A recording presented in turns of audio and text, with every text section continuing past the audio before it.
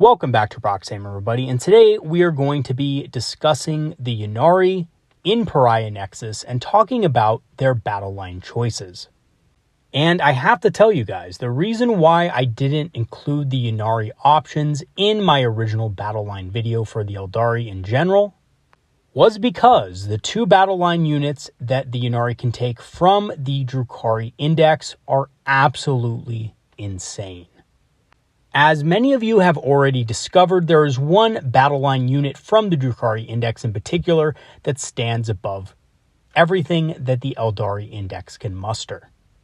Even Storm Guardians themselves, which you guys know is a huge deal coming from me because I'm a big fan of the Storm Guardians this edition. And of course, due to the changes in Pariah Nexus and the emphasis on Battleline units, I think we are going to see Ynnari occupy a much bigger spot in competitive play going forward. And that's saying a lot because Ynnari were already doing pretty good as it was in competitive play, just no one really played them that often. So before we dive into this video, I do want to do a quick overview of what we're going to be talking about today. We are first going to be discussing the available Battleline options for the Ynnari and what they do. We're going to be discussing the importance of the Venom transport with Ynnari Battleline. And lastly, how the Ynnari Battleline interact with the new Pariah Nexus mission rules. So what units are available for the Ynnari from the Drukhari Index? Well, first of all, Kabalite Warriors and Wytches. Now, I do want to do a quick disclaimer here. Racks are also another Drukhari Battleline unit that I will not talk about today because they have nothing to do with the Ynnari. But I have to say they are looking a little bit better in Pariah Nexus, especially because, of course, there's a bunch of buffs to Battleline units, which racks actually do benefit from pretty significantly. So if you are interested in hearing about what has changed with the Drukhari in Pariah Nexus, let me know in the comment section below, and I can definitely plan out a video for that. So if you are interested in hearing about what has changed with the Drukhari in Pariah Nexus, let me know in the comment section below, and I can definitely plan out a video for that. Okay, so first let's look at Kabalite Warriors. Now, obviously, Kabalite Warriors are the premier Battleline unit that you can select for a Ynnari or a Drukhari army, especially in Pariah Nexus. Now, if you look at their stat line, they're faster than most Eldar units at movement 8, which is already a big advantage to getting up the board. They have a 6+ invulnerable save built in.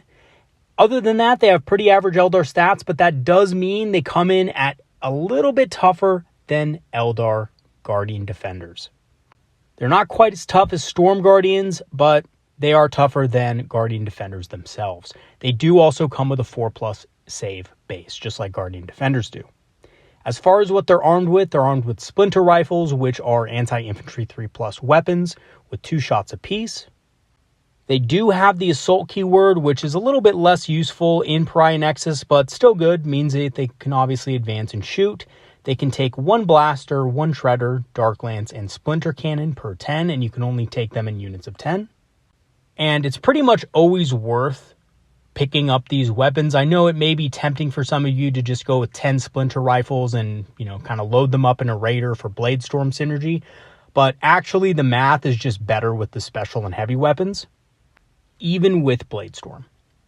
Their ability grants some sticky objectives as well, even when within a transport, which is awesome. That means they can begin the game in a transport, kind of safe from light and direct fire, especially things like Imperial Guard mortars. I think you're going to see those types of units a lot in Imperial Guard armies going forward.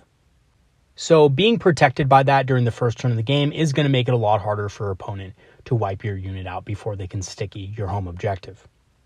Lastly, they only cost 110 points for the full unit of 10.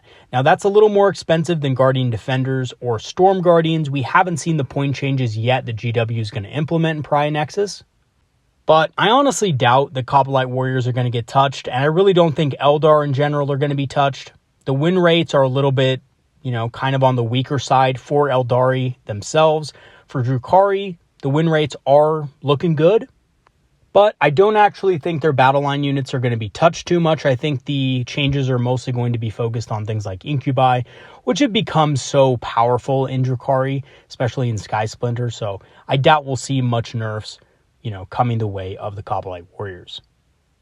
As far as the other Battleline unit that the Ynnari can take, Wytches are still pretty good as well, even though they're much better in Drukhari, no doubt.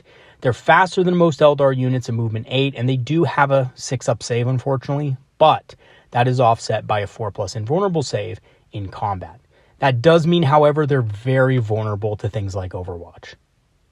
As far as their weapons, they're armed with splinter pistols and Hekatari blades, which are decent melee weapons. They're nothing that great, though. They're strength 3, AP -1, and 3 attacks apiece, so they can take out light infantry pretty effectively, but other than that, they're just a unit that's good for secondaries or tying up enemy units. Especially more shooting-oriented units that maybe can't kill the Wytches in combat, and that's because of their ability to force desperate escape tests on units they're engaged with that fall back. Now keep in mind, this doesn't work against vehicles and monsters, but pretty much everything else is fair game. Even bikes, I believe. Again, correct me if I'm wrong in the comment section below, but I believe this also applies to mounted units. The only exclusions are vehicles and monsters. And for those of you guys who are unfamiliar with Desperate Escape, it basically means when you fall back on the roll of a 1 or a 2, your model dies. That's right, the model's just removed from play. And that's every model in the unit that falls back. So pretty powerful ability if the Wytches can survive in combat, and they're very cheap at 90 points. And you do get 10 of them for that unit, which makes them the cheapest Battleline option per model for both the Dark Eldar and the Eldar alike. As far as their character support, unlike Kabalites, which I believe just don't really have any great characters to join them in the Ynnari, Wytches do. Lilith Hesperex is an excellent character to join Wytches. She absolutely murders everything, and you might as well attach some Wytches to her because she increases their damage considerably in a Ynnari army. Now, one of the things I also want to go over is the importance of the Venom transport with Ynnari Battleline units.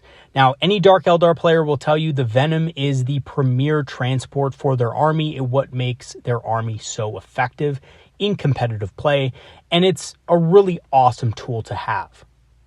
It's extremely cheap at only 70 points for, basically having 2 splinter cannons, a very good light vehicle profile, and being very fast as well. On top of that, it has the ability to split 10 model units of Wytches and Kabalites in half. So if you don't want to, of course, go with the full unit of 10 Wytches, which is very easy to kind of burn up and kill, you can split them into 2 units of 5, which is much more flexible. Same thing with the Kabalites, and you do get to choose which models go in what unit. Which means for maximum Bladestorm synergy, you can have all the best weapons inside of the transport so they can also be affected by Bladestorm. Remember, with the firing deck special rule, you target the transport with the stratagem and not the unit inside. The other unit I like to throw the leader into and basically just have them as 5 shuriken rifles just running around, throwing grenades, scoring secondary objectives, and being a general nuisance. And this ensures that the unit is getting the maximum efficiency out of their abilities.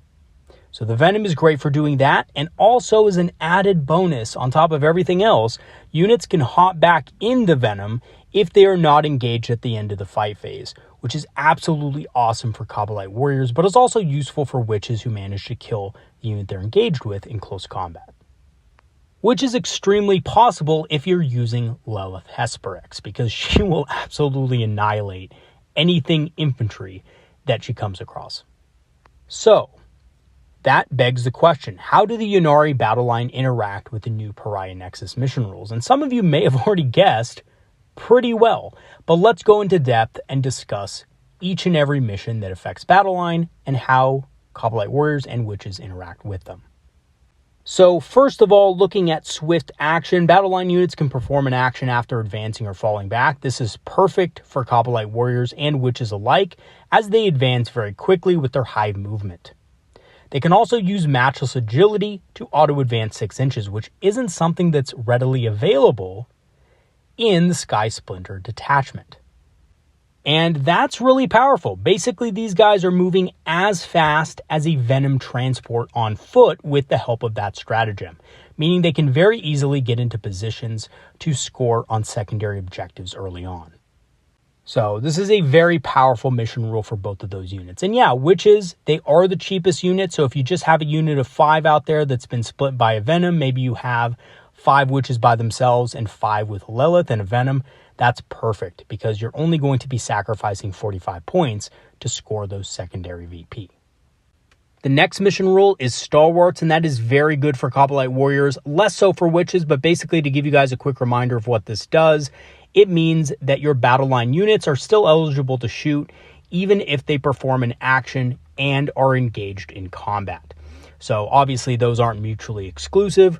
Kabalite warriors can shoot and perform an action in the same turn. Wytches can shoot and then engage in combat in the same turn as well, which is really good. It's basically good on every Battleline unit, but especially Kabalite warriors and Wytches. Wytches with Lilith Hesperix love this because they're able to just murder enemy units in combat and not care about performing actions as well. So they trade on both fronts, right? They get better, cost efficiency out of killing enemy units, and they also get a little bit of a bonus point for being able to score on secondaries. And of course, Kabalite warriors being able to score on secondaries and shoot at the same time is really cool as well.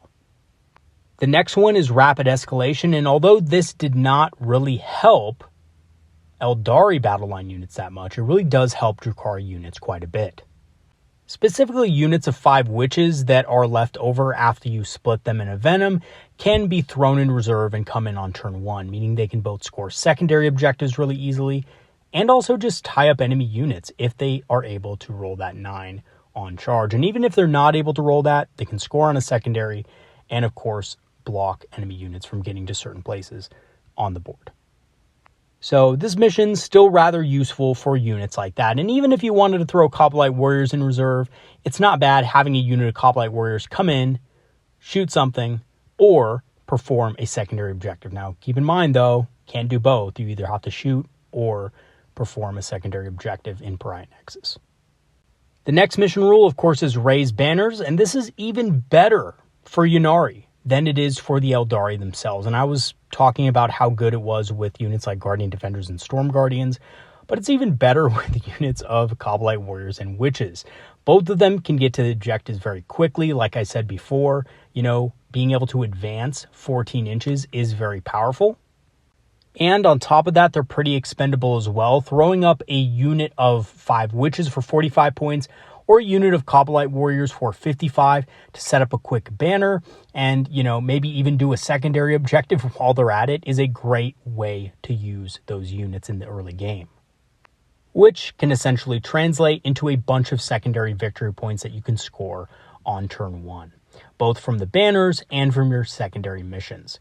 And by the way, tactical is still good, but fixed is much better. So if you wanted to run an army around deploy teleport homers and behind enemy lines, running small units of these guys up the field, deploying homers the first turn, if you get raised banners as well, can be a lot of victory points very quickly. Now, of course, like I discussed in my video about Eldar Battleline units, we have prepared positions. Battleline units can get targeted with Go to Ground or Heroic Intervention for 0 CP. This is the OP one that I was talking about that I hope they change or nerf somehow because I just think it's too good. And of course, it's still good with Kabalites and Wytches. Kabalites being able to go to ground very easily to, force your opponent to essentially use more of their resources to kill them. They're already at a 4+ save and a 6+ invul. Go to ground gives them another save on top of that, even if they're out in the open. Which, while it might not seem that good, it's free, right? It's absolutely free. So anything that you can use to force your opponent to shoot more stuff at your units is going to be strong. Now, Heroic Intervention, of course, is the better one here, especially with Wytches due to their ability to cause desperate escape tests if they survive combat. And of course, if they're heroically intervening for free. And if you have Lilith attached to that squad of Wytches, your opponent is going to be thinking long and hard before making any charges. Because remember, Lilith has fights first and of course confers that to her unit. So that means that if they use Heroic Intervention for free, then your opponent's basically going to get slaughtered. Because Lilith, bar none, is one of the best combat characters in the game. And also, by the way, for people running the Dark Eldar index, just pure Dark Eldar, this is going to be insanely strong, right? free heroic intervention on Battleline units means that even units with a succubus could do some serious work against enemy units that are charging in for 0 CP. So again, I think this is just, I just kind of laugh at this one because it's just obviously way too strong, and I think they will tone it down. And I highly doubt that any tournaments will actually pick this mission rule for their games, but who knows? You might see it. And if you do see it pop up in the tournament that you're going to go to and you're playing Ynnari or, of course, Dark Eldar, definitely pick up some Wytches, because fights first with heroic intervention, that is tasty, my friends. And I truly think that we are going to see more wins with the Ynnari and the Dark Eldar as a result. So, in conclusion, Ynnari Battleline units unlock a lot of power that is not normally available to the Eldar, and I've always said this, Kabalites are basically Storm Guardians and Guardian Defenders wrapped up into one awesome package. And yes, they are slightly more expensive base, and you do need to kind of take a Venom to maximize their effectiveness, but I have to say, they're very strong, especially with Bladestorm. They're really the only unit that is super effective with Bladestorm. I know that there's some fringe cases where you would want to use Bladestorm with your Eldari, maybe with, a unit that has a lot of shots, or something where you're going to use a Fate dice for it to get some extra AP. I've certainly used it on Bright Lances before when I really need that AP -5 to, eliminate those Land Raiders and stuff like that very easily. But in most cases, you're just not going to use it, whereas in a Ynnari list, you're basically going to be using it almost every turn.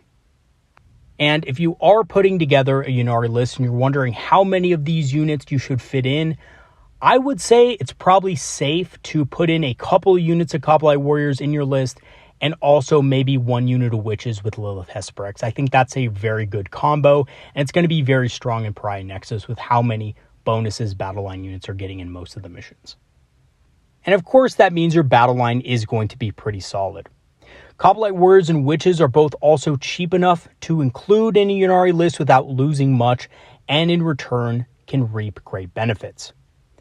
Now, Wytches are more of a fringe pick in a Ynnari list, but Lilith is so good, I think it makes up for it, and Kabalites are so strong, and I can definitely see them being included in even greater numbers in Pariah Nexus, both in Ynnari and Dark Eldar lists.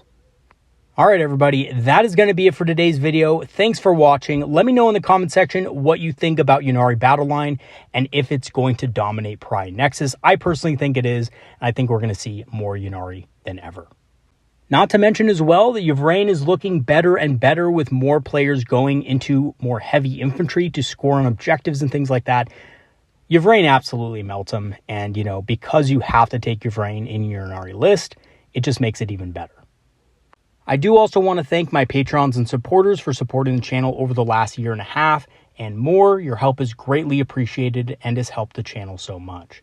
If you do want to help support the channel and become a Patreon member, I have free trials activated, which will give you permanent access to our Discord community, which is a community of Eldar players and enthusiasts who love talking about strategy, tactics, and of course hobbying, and I will leave the link in the description below. I'm also an Amazon affiliate and have a channel store page, so if you want to grab some Eldar-inspired apparel on the store page or some discounted Eldar miniatures on Amazon, I will leave the links for those as well in the description below. Alright everybody, that is going to be it for today's video. Thanks for watching, and stay tuned for more Eldari and Drukhari action coming up within the next couple days. Have a good one everybody. Peace out.